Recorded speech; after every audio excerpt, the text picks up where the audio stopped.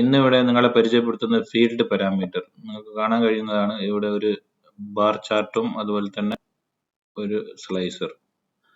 So ഇതിൽ സംഭവിക്കുന്നത് നമ്മൾ കാറ്റഗറി സെലക്ട് ചെയ്യുമ്പോൾ ഇതിന്റെ y ആക്സിസ് മാറുന്നു. കാറ്റഗറി ആവുമ്പോൾ ഫർണിച്ചർ, ഇലക്ട്രോണിക്സ്, ക്ലോത്തിങ്. റീജിയൻ ആവുമ്പോൾ സെലക്ട് ചെയ്യുമ്പോൾ റീജിയന്റെ ബേസിൽ y ആക്സിസ് മാറുന്നു. ഇത് നമുക്ക് എങ്ങനെ ഉണ്ടാക്കുന്നത് എന്ന് നമുക്ക് നോക്കാം.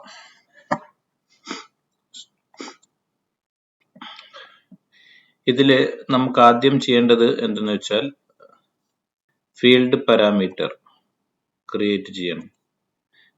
ഫീൽഡ് പാരാമീറ്റർ എങ്ങനെയാണ് ക്രിയേറ്റ് ചെയ്യുക എന്നുള്ളത് നമുക്ക് നോക്കാം. ഇവിടെ നമ്മളുടെ ഡാറ്റ സെറ്റിൽ കാറ്റഗറി, റീജിയൻ രണ്ട് ടൈപ്പ് ഡയമെൻഷൻ ഉണ്ട്. അപ്പോൾ നമുക്ക് ആദ്യം ചെയ്യേണ്ടത് ഇത് സെലക്ട് ചെയ്യുക, മോഡലിംഗ് ടാബ് പോവുക, ന്യൂ പാരാമീറ്റർ, അതിൽ നമ്മൾ ഫീൽഡ് പാരാമീറ്റർ എന്ന് സെലക്ട് ചെയ്യും. എന്നിട്ട് നമുക്ക് ആവശ്യമുള്ള കാറ്റഗറി, റീജിയൻ ഇത് രണ്ടും സെലക്ട് ചെയ്യുന്നു.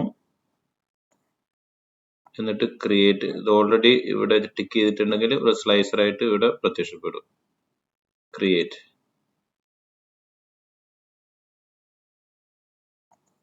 ബാക്ക്ഗ്രൗണ്ടിൽ അതൊരു ടേബിൾ ആയിട്ട് ക്രിയേറ്റ് ചെയ്യും. അതിനെപ്പറ്റി പിന്നെ നമുക്ക് വേറൊരു വീഡിയോയിൽ സംസാരിക്കാം, അതിന്റെ ടെക്നിക്കൽ. ഇപ്പൊ ഇതൊരു നോർമൽ സ്ലൈസർ ആണ്. ഇപ്പൊ ഈ അപ്ഡേറ്റ് പ്രകാരം നമുക്ക് ബട്ടൺ സ്ലൈസർ എന്ന ഒരു ഓപ്ഷൻ ഉണ്ട്. നമ്മൾ അത് ഈ നോർമൽ സ്ലൈസറിനെ നമ്മൾ ബട്ടൺ സ്ലൈസറിലേക്ക് മാറ്റുന്നു. എന്നിട്ട് ഇവിടെ സെന്ററിൽ കൊണ്ടുപോയി വെക്കുന്നു. ഇതിന് നമുക്ക് ലേശം മോഡിഫൈ ചെയ്തിട്ട് സ്ലൈസർ സെറ്റിംഗ്, ലേഔട്ട്. ഇപ്പോൾ 2 എൻട്രി ഉള്ളത്. അപ്പോൾ നമുക്ക് എന്ത് ചെയ്യാം, കോളത്തിന്റെ എണ്ണം 2 ആക്കിയിട്ട് ചുരുക്കാം. അപ്പം ഇച്ചിരി നൈസ് ആയിട്ട് മാറും. പിന്നെ ഇനി നമ്മൾ ചെയ്യേണ്ടത് ബാർ ഗ്രാഫ് ക്രിയേറ്റ് ചെയ്യുക. ബാർ ഗ്രാഫ് എന്ന് പറയുന്നത് ഇത്. ഓക്കെ, അതും നമ്മൾ ഇവിടെ കൊണ്ടുവന്നിട്ട് ഇതിൽ നമുക്ക് ഏത് മെഷറാണ് നമുക്ക് കമ്പയർ ചെയ്യേണ്ടത് എന്നാണ്. സോ ഇതിൽ നമുക്ക് സപ്പോസ് നമ്മുടെ സെയിൽസ് ആണ് നമുക്ക് ചെയ്യേണ്ടതെങ്കിൽ സെയിൽസിനെ ഇവിടെ എക്സ് ആക്സിസിൽ കൊണ്ടുവരുന്നു.